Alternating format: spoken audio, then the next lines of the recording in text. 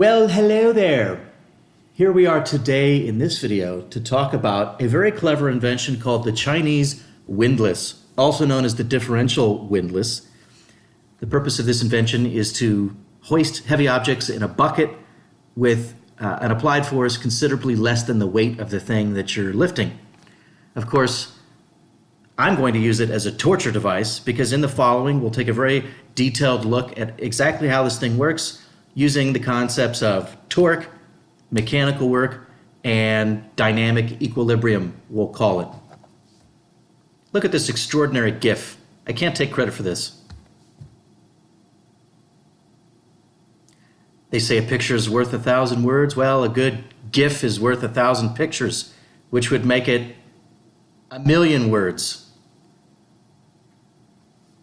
Here's a little toy version, and I think we should start out by taking a look at an old episode of the Curiosity Show from which this graphic was taken. Can you tell which decade this show is from?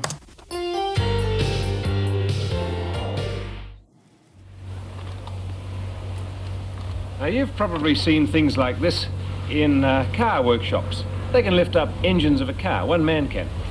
And you can see that what happens is it's a system of ropes and pulleys, and as you pull on this end of the rope, this huge weight comes up, and it's so arranged that you go through a much bigger distance than the load does.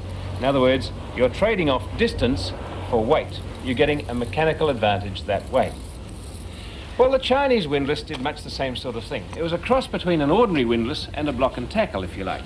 You see, the ordinary windlass operated just like this. You had the bucket full of nuggets or whatever you wanted to on there, and the rope was wound around the shaft, and you operated the handle much like a crank. Now you can see the miner's working like this. His hands are going through a very big distance compared with that of the load, so he can lift a much bigger load than he would ordinarily be able to do. That's his mechanical advantage. But it had a problem. If it got away from you, it did this.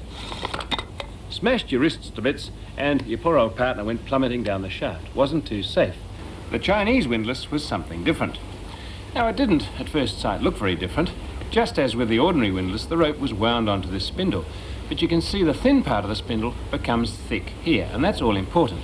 Let's get rid of the old one and haul our bucket of rocks up to the surface. Well, you could either use a pulley or just pass the rope straight through the bucket handle, like this.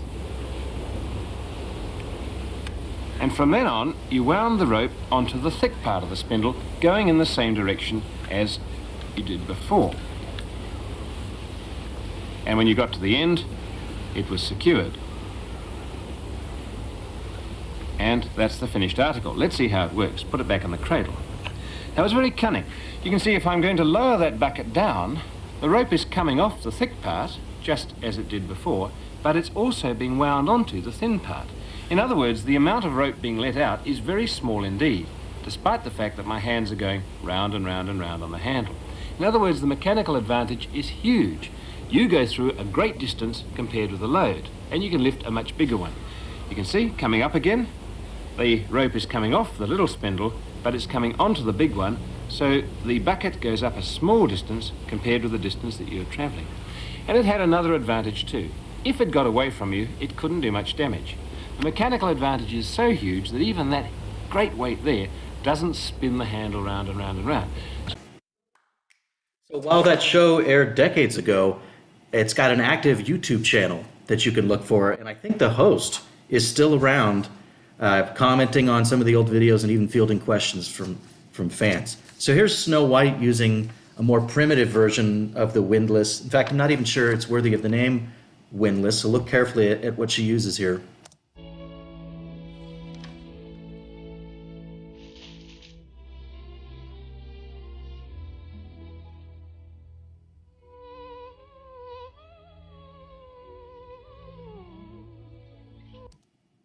Do you see how there's no handle on it, the way the one in the previous video clip had? It's just a pulley wheel. There's no crank. So we'll look at this more in depth later, but there's really no mechanical advantage here. The only thing that wheel accomplishes is it allows her to pull down on a rope, which is easier than lifting up on a bucket, but there's no force multiplication there or mechanical advantage.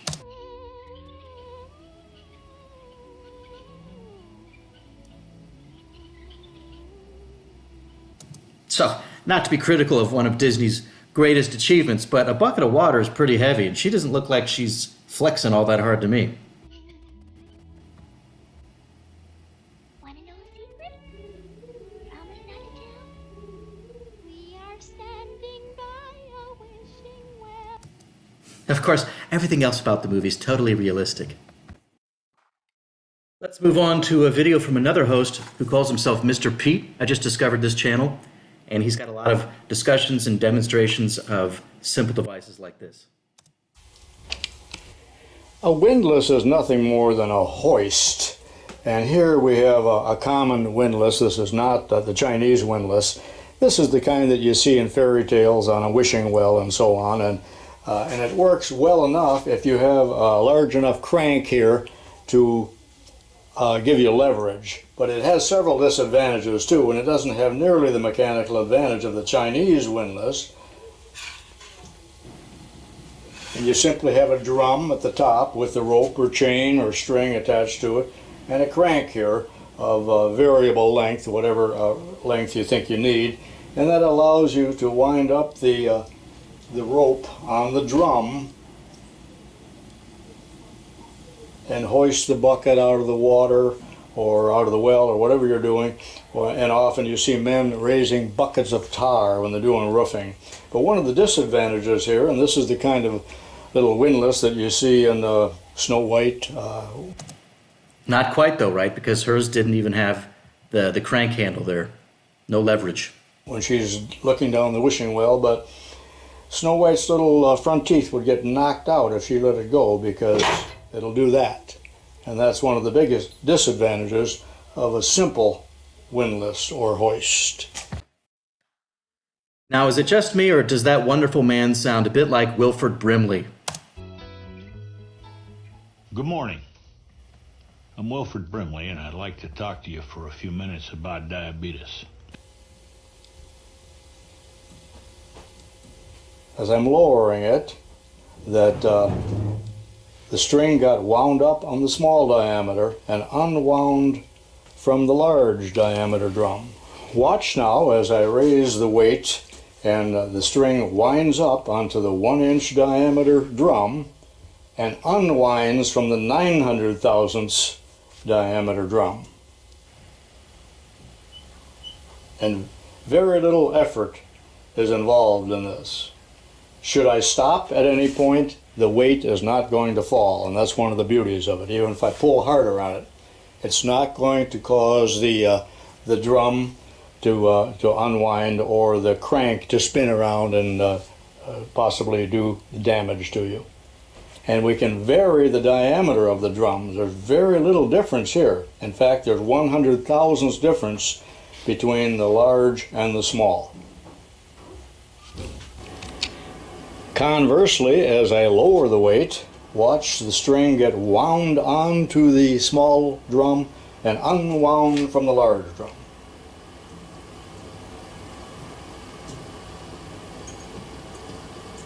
Quite an ingenious device, as simple as it is. If you want a little math or formulas, and probably most of you don't, but there's all kinds of formulas that Oh, we do. We definitely do. Can be applied to this, and typically the distance that the weight will move with one revolution of the crank is this formula here. Distance equals pi times the large radius minus the small radius. Now, where does this magical formula come from? That's one thing we'll demonstrate in this video. Let me do a close-up of the drum for you. Possibly I did not explain that the string on the large drum is wrapped in one direction and the string on the small drum is wrapped in the other direction. So watch what's happening as I crank, and right now I'm raising it. I'm running out of string right there. I'm now lowering. It's really a rather neat phenomenon. Don't you agree? Oh, I agree. Here's the Wikipedia article on the windlass, and you can see it's been around a while. Here's a graphic of basically what we're talking about. Here it's called the Differential Windlass, also known as the Chinese Windlass. And I will draw your attention to the formula just pointed out by Mr. Pete.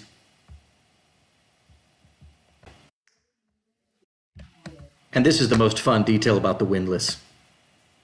Using it to raise buckets of gold. So here is our differential windlass. Differential because we have two drums of different radii.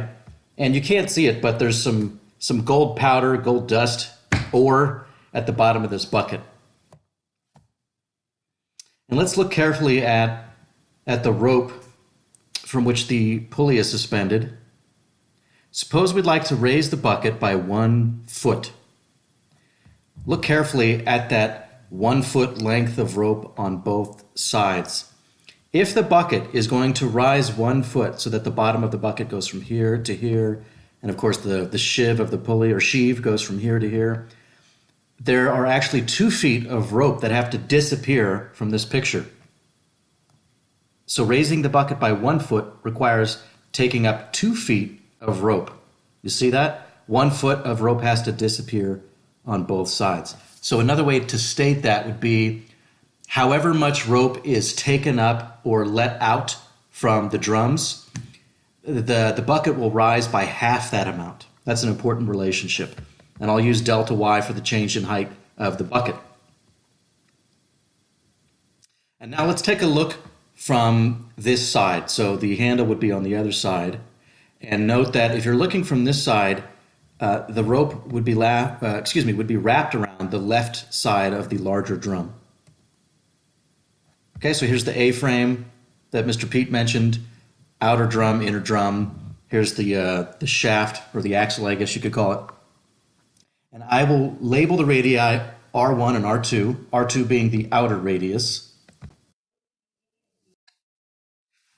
Now, of course, in most circumstances, the rope would be wrapped around each drum several times before being fixed. You saw the Curiosity Show guy, I think he passed the rope through a hole in the drum. But to keep things simple, let's just go with like a half turn here. And this is where the rope is attached on each of the drums.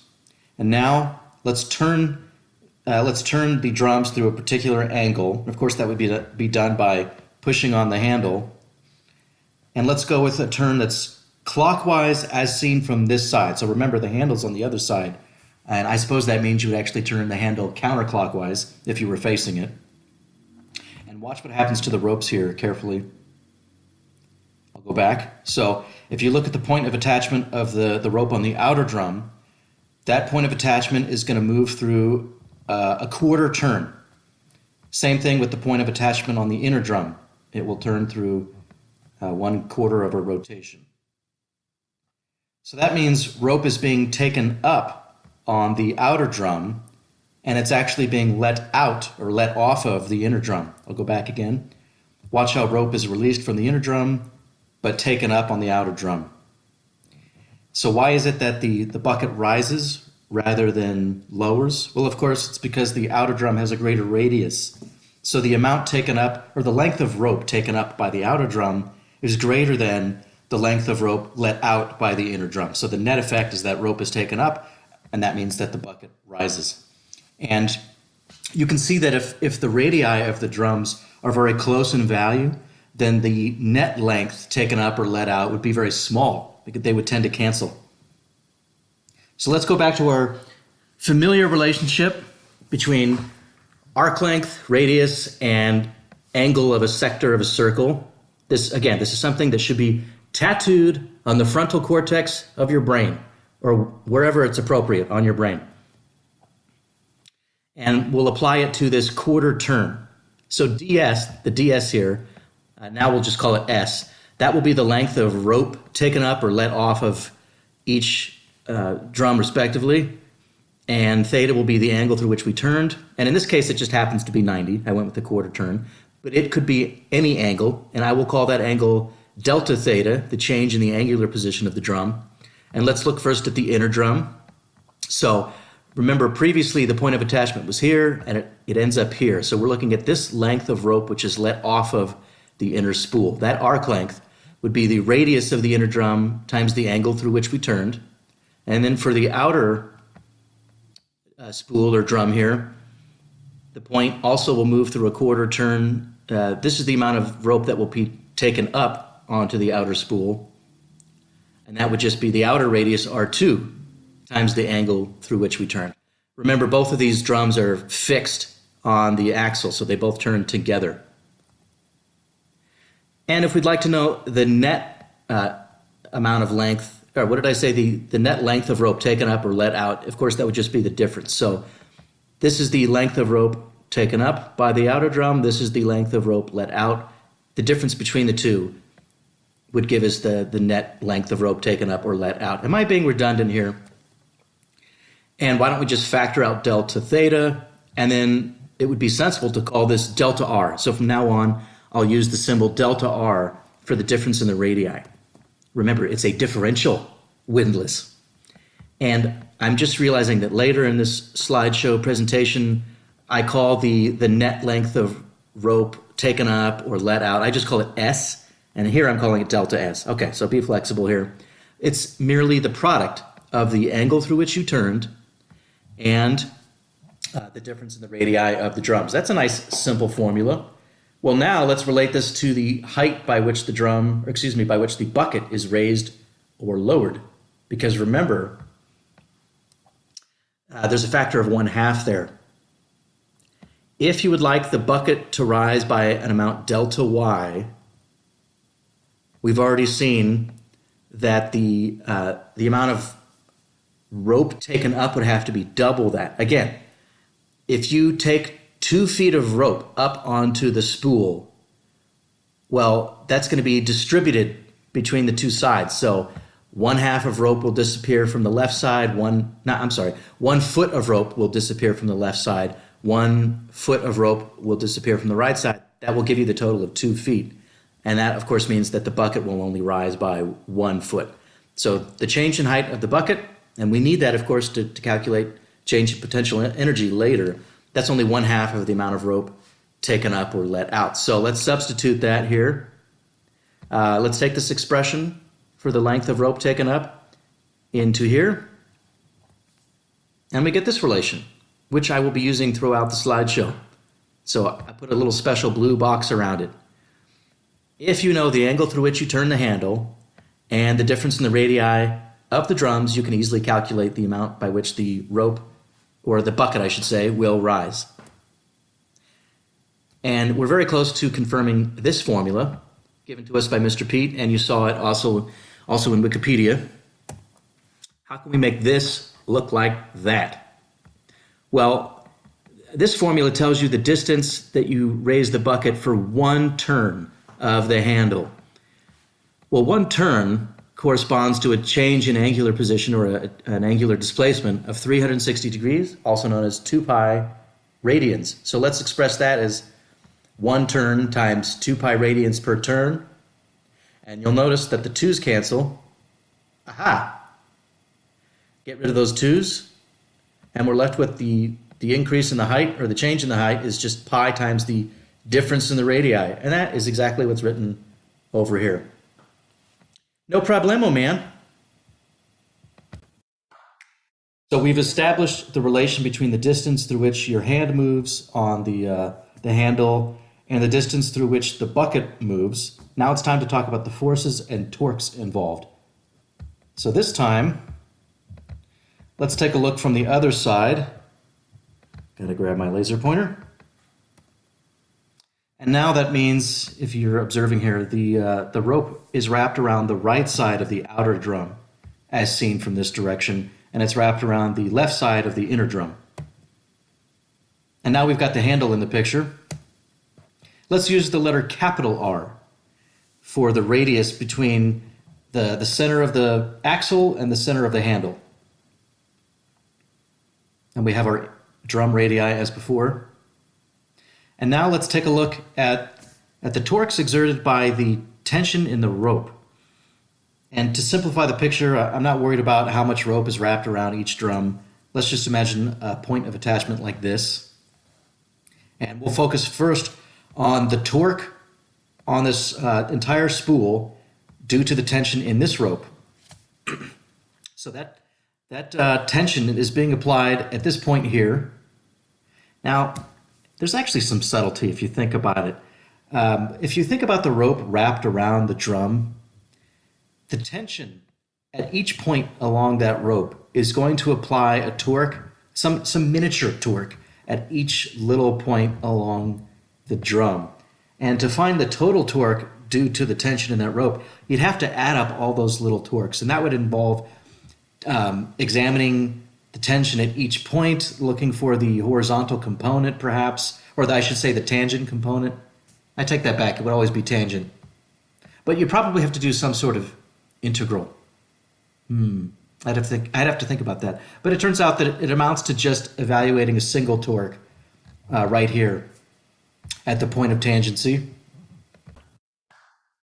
Yeah, I had to pause just now and confirm that in my mind because I was recognizing that there has to be static friction between the rope and the drum itself. And I was thinking about all the torque contributions from the friction between the rope and the spool. But there is an argument you can make that those all kind of cancel. So yes, I'm going to proceed with that statement that the torque can be computed just from the tension here at the point of tangency. See, this is where the rope is tangent to the drum before it wraps around the drum. And you'll remember that in order to compute torque in general, you use RF sine theta, where theta is the angle between the torque vector and the R vector. Remember, the R vector points from the origin about which you're computing torques. Obviously, the natural choice for origin here is at the center of the axle. We're looking at torques about that axle. And so that vector R points from the origin to the point of application of the force. It matters now where the force is applied. And since these vectors are already perpendicular, remember a radius to a circle is already perpendicular to the tangent line at that point. We don't have to worry about the sine of the angle because the sine of 90 is 1. So basically it's just R perp F, where this is R perp. So there it is. And I'm calling that torque sub 1 because I'm using the subscript 1 for the radius of the inner cylinder. It's just R perp F, where the force in this case is the tension. And it's implicit that there's a plus sign in front because, again, this is a counterclockwise torque. Just ask yourself which direction this applied torque would tend to rotate the drum. And the convention is to make counterclockwise torques positive. What about the torque from the tension on the outer drum? Same thing. The angle is 90. All we have to do is take the product of the R vector's magnitude and the tension. And we can see already that this torque is greater in magnitude. Yes, the tension's the same, but the so-called lever arm or moment arm is greater. So we get more torque in the clockwise direction from the rope than we do in the counterclockwise direction. And I've stuck a minus sign out front to represent the fact or account for the fact that this torque is clockwise.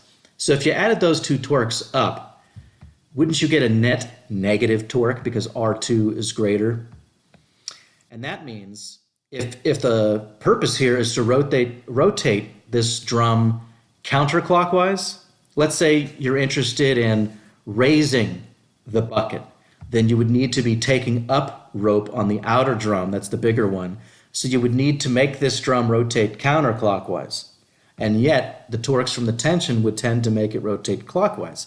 So if you're interested in raising the bucket, you have to introduce a third torque in the counterclockwise direction that's sufficient to balance the net torque from these two. So here's that torque. And of course, the best way to push on the handle would be perpendicular to the arm itself. It would, you could pull on it at some weird angle, but then you're just wasting your exertion. And just like before, the R vector and the force vector are perpendicular, so we just take R perp times F. This one also gets plus sign because it's a counterclockwise torque. And what do we do from here? Well, this is where we invoke Newton's second law for rigid rotating objects.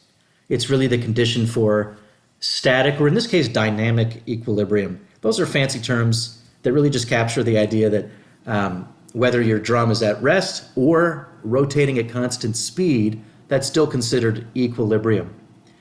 The net torque on the drum and the handle here, and I'll clarify that in a second, is equal to the product of its rotational inertia and its angular acceleration. And there's no practical reason why you would need to be cranking this so hard that it's spinning faster and faster. You just want to turn it at constant speed, or even just hold it there so it's not turning at all. In both of those cases, the angular acceleration is 0, and that means that the torques sum to 0. So we really want the torques to balance. And here's another subtlety with the notation.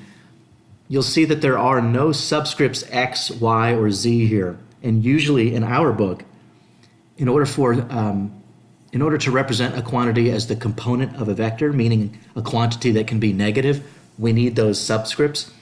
But we're not worried so much this semester about the vector character of torque. So it's understood that these torques can be negative numbers. Obviously, one of them is a negative number.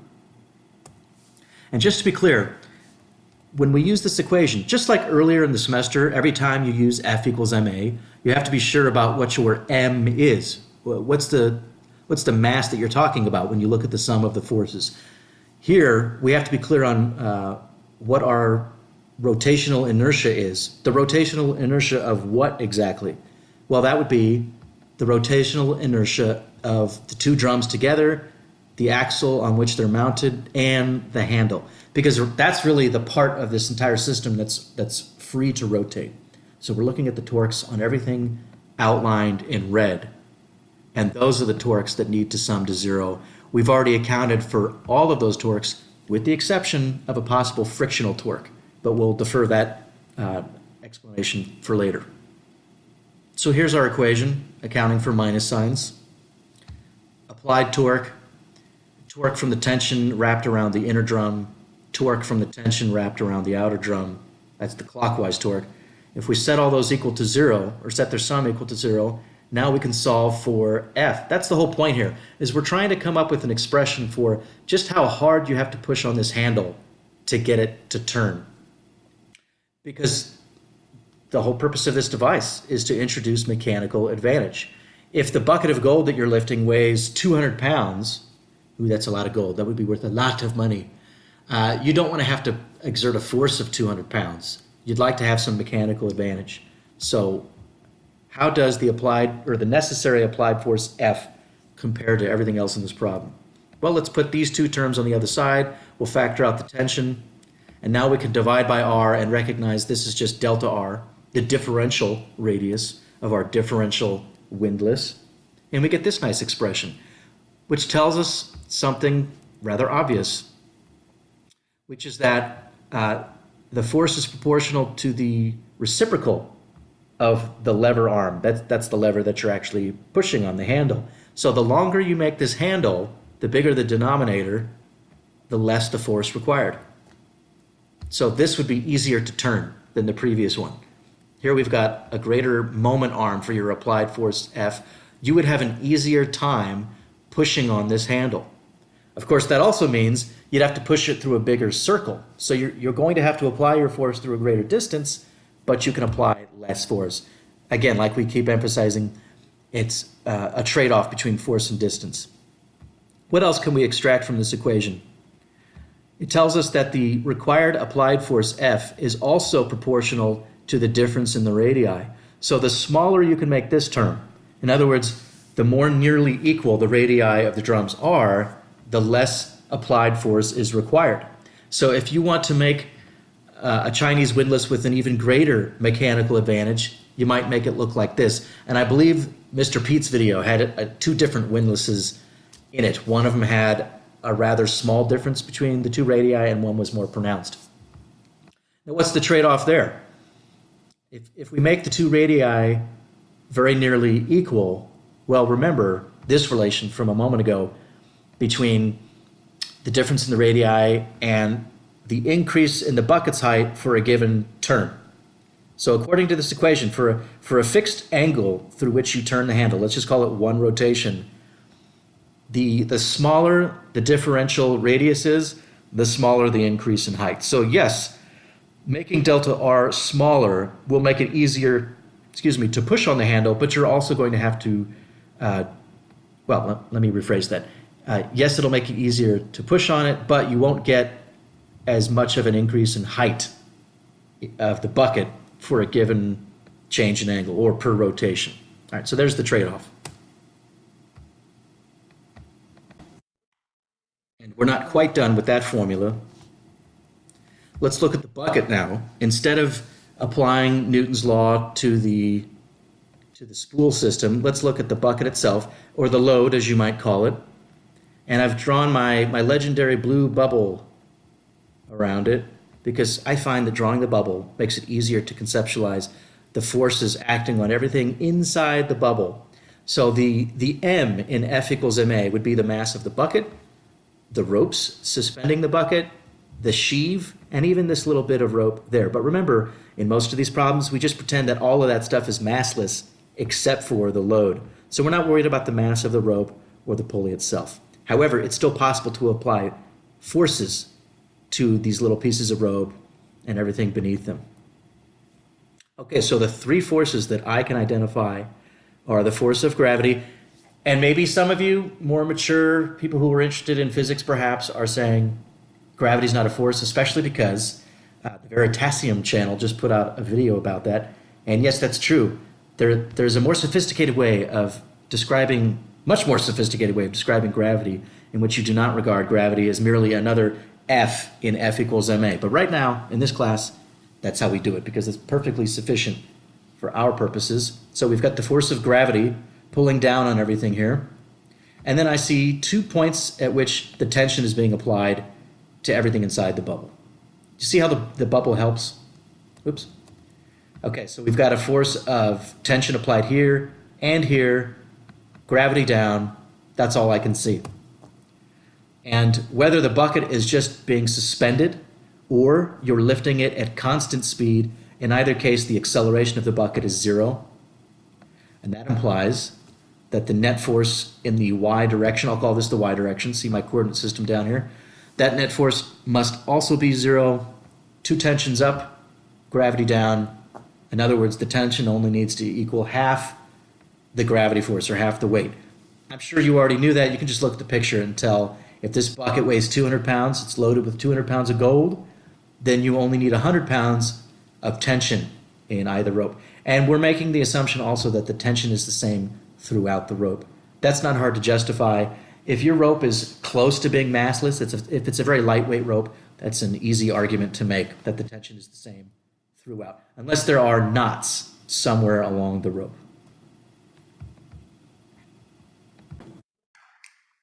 So now we can go back to our expression for the required force on the handle and make that substitution for the tension. We just found that the tension must only be half the weight of the load.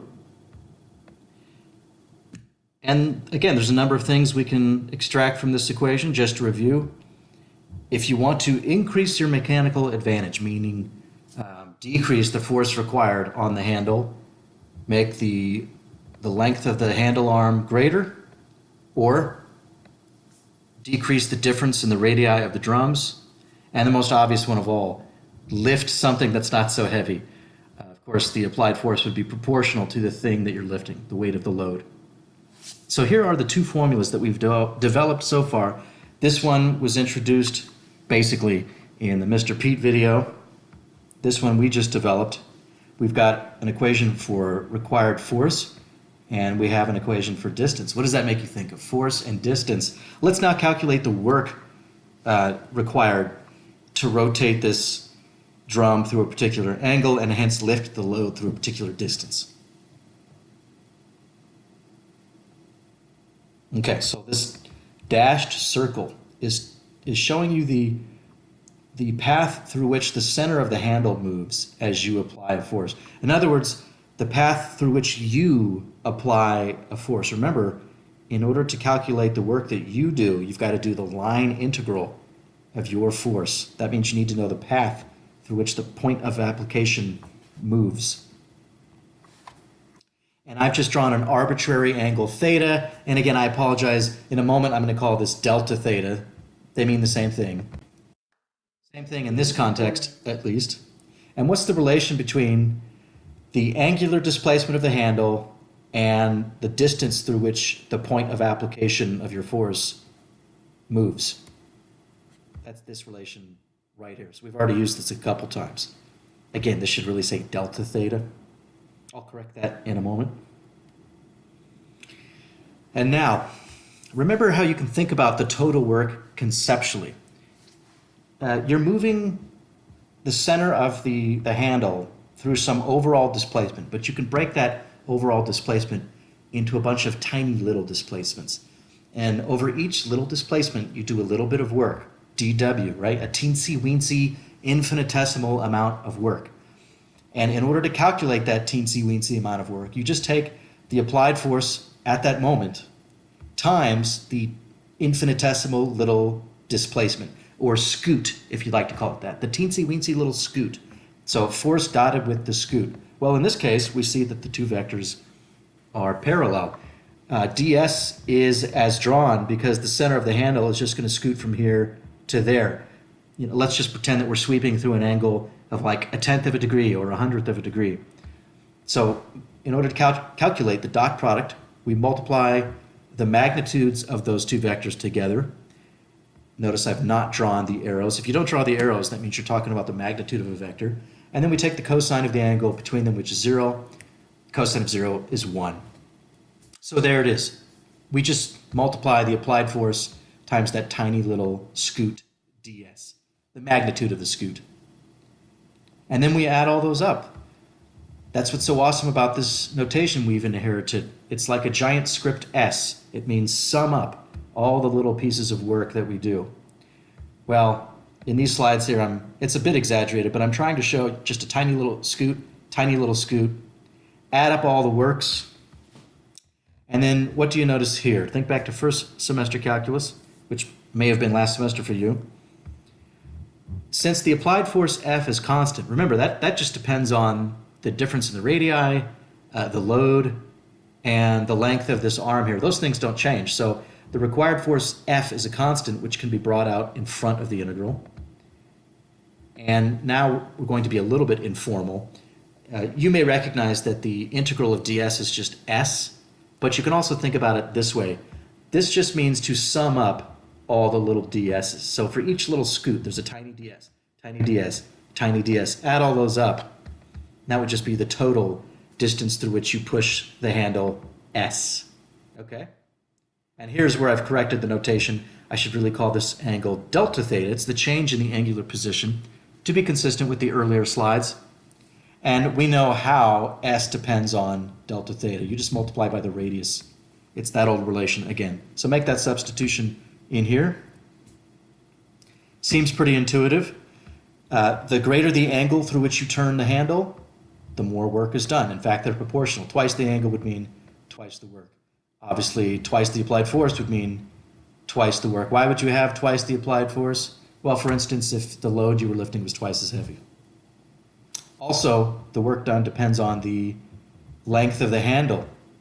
Makes sense, right? Because the longer the handle, the bigger the circle is. So the greater the arc length through which you'll have to push the handle for a given turn of the handle. Let's take that relation in the special blue box and add it to our two other special blue boxes. So we have a set of special blue boxes. What can we do with these now? I think we should substitute because, after all, we're interested in recasting the formula for work in a familiar form. Well, the expression for the applied force was calculated earlier. Let's substitute that in here. That gives us this equation. And then you'll notice we get some cancellation. Bye-bye. We're left with this. Do you recognize anything? Let me give you a little hint here. Oh, this expression is identical to this expression. So everything in red here can be replaced with delta y. And voila.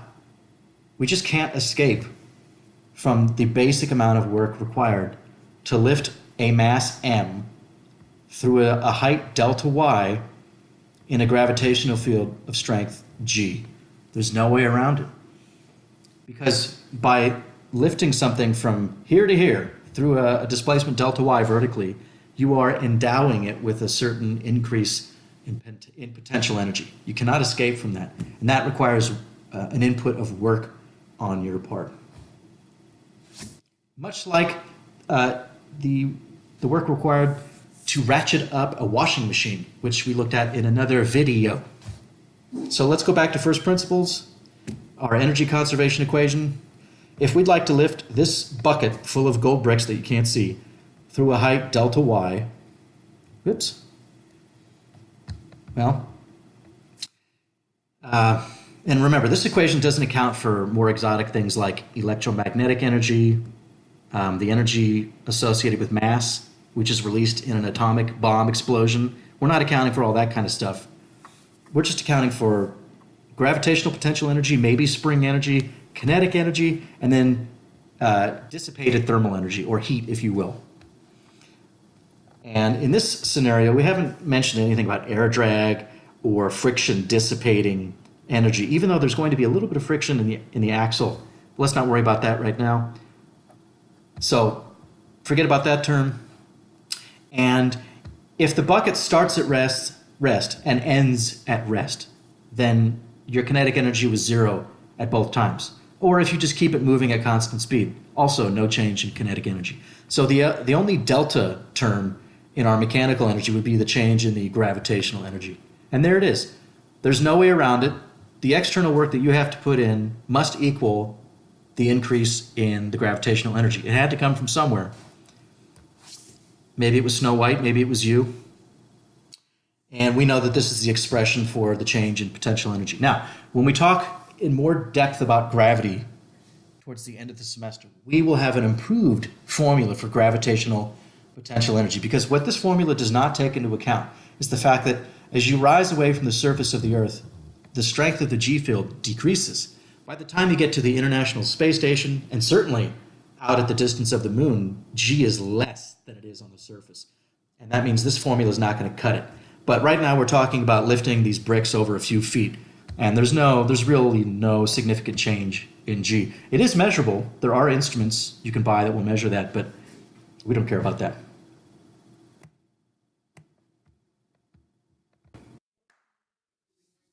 The last thing we should look at is Mr. Pete's comment and the Curiosity Show guy's comment about one of the advantages of the Chinese windlass being that if you let go of the thing, it's not going to whip around and knock your teeth out, as they put it.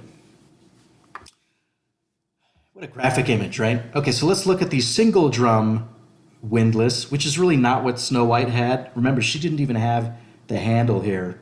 She just pulled directly on the rope. But you can improve that design a little bit by putting a handle on it and giving yourself some leverage. Let's look at the sum of the torques again. Just like before, we'll make the assumption that the net torque is 0 because we just want it to rotate at constant speed. We've got a counterclockwise torque from the applied force F. That's this. I left out the capital R here. And then we have a clockwise torque due to the tension in the rope. And why is there tension? Because there's a bucket of gold bricks suspended by the rope. Solve this for the applied force F. Here's an even simpler expression than what we derived before. So instead of having two drums with different radii, in other words, the differential windlass, if you just have this single drum windlass, the required force F is just this multiple of the tension. And again, the tension would be half the weight of the bucket because you've got the rope wrapped around the pulley. And look how simple that is. Let's see here.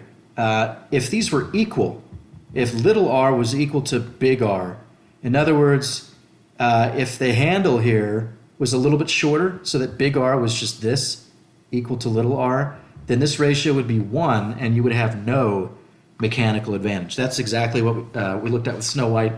The only advantage of that pulley system was just allowing her to pull down on the rope instead of up on the bucket.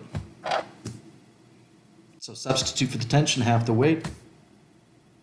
And let's compare that to the expression we found previously for the required force for the Chinese windlass. The only difference, this is kind of neat, the only difference is this term in the numerator. And you can see already why this provides so much more mechanical advantage, because delta R can be made very small. If you have two drums very close in radii, this term is very small. But there's no practical reason why you'd have a very small radius for the drum of a single drum windlass. Well, I suppose if little r was really small, then this ratio would be small. And so that would introduce some leverage for you. But then you'd have to turn the handle many times to get the thing to rise. And it still doesn't solve the bigger problem with the friction. So let's talk about that now. Forget about this diagram. Let's say you've released the handle. What's going to happen now? Well, let's make the assumption that it does not start to spin. So what's to prevent this drum from rotating very quickly clockwise now that the tension is applied without you pushing against the handle? The only possible torque that I see would be some sort of frictional torque in the bearings of the axle. And in order to get a better sense of that, I suppose you'd have to take the thing apart and look at how this thing's mounted. That sounds complicated, so I'm just going to represent all of those frictional torques as a single force, lowercase f, for friction applied at the perimeter of the axle there, or at the edge of the axle. Am I saying that right? But in reality, you can look up ball bearings if you want. Some of you know much more about that than me, but very often there might be something like these little spherical balls for reducing friction between two surfaces that move against each other. And you've got all kinds of frictional forces there, each applying their own individual torque. And the sum of all that, you could just call a single frictional torque. And I'm representing that with this applied frictional force F. So rather than worry about, what's the lever arm for that torque and what's the force, let's just call it tau sub F. So forget about the details. We're accounting for all of that by just calling it some frictional torque. Now, in reality, that frictional torque may depend on the weight of the load. The more gold bricks you put in your bucket, the harder the tension's going to pull down on the drum. Then you've got larger forces between the axle and the drum. That may actually increase the frictional torque, but let's not worry about that either. Now I only see two torques in this diagram: frictional torque, which would need to be counterclockwise, and then the clockwise negative torque from the tension. Those have to sum to zero if we make the assumption that this thing doesn't spin. So if you want to let go of the handle and have it not spin and hit you in the face, this would need to be true. We know that the tension, again, is half the weight. So this equation would need to be satisfied.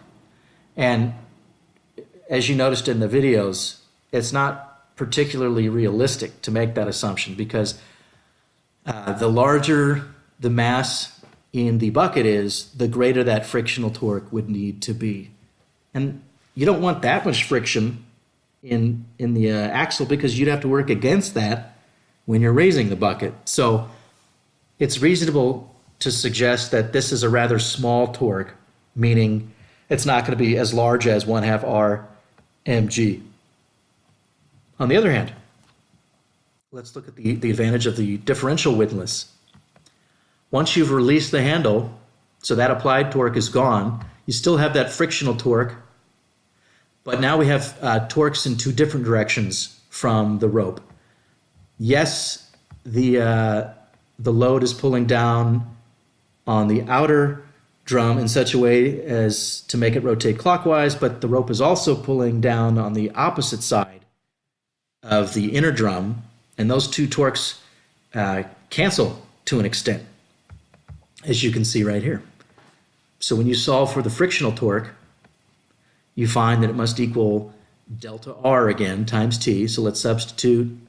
Tension is 1/2 the weight. This is delta R. Now it's only necessary that the frictional torque be as great as delta R mg, which is exactly the same as the previous expression. The only difference is we've got a delta R where before we had an R. And this is totally achievable because there's always going to be some frictional torque, unless this is like some extremely expensive instrument made by NASA for, I don't know, I'm going off on a tangent here, but most mechanical devices have torques, right? And by making delta R small enough, you can make it so that the frictional torque could possibly balance the unbalanced torques from the tensions on both drums.